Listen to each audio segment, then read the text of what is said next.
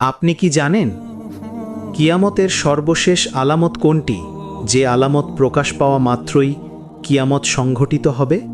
চলুন তা জানার আগে আপনি যদি মুসলমান ভাই বা বোন হয়ে থাকেন তাহলে ভিডিওতে একটি লাইক করে চ্যানেলটি সাবস্ক্রাইব করুন এবং কমেন্টে আপনার ইসলামিক সুন্দর নামটি লিখে যান।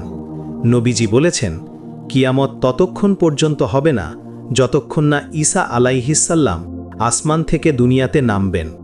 ঈসা আলাইহিসসাল্লাম আসমান থেকে নেমে ভয়ঙ্কর ফিতনাকারী দাজ্জালকে হত্যা করবেন এবং তখন তিনি পুরো বিশ্বে ইসলাম প্রতিষ্ঠা করবেন।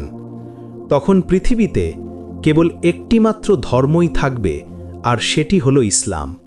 এর কিছু বছর পর আল্লাহ তাআলা সমস্ত মুসলমান ব্যক্তিদের মৃত্যু দিয়ে দেবেন।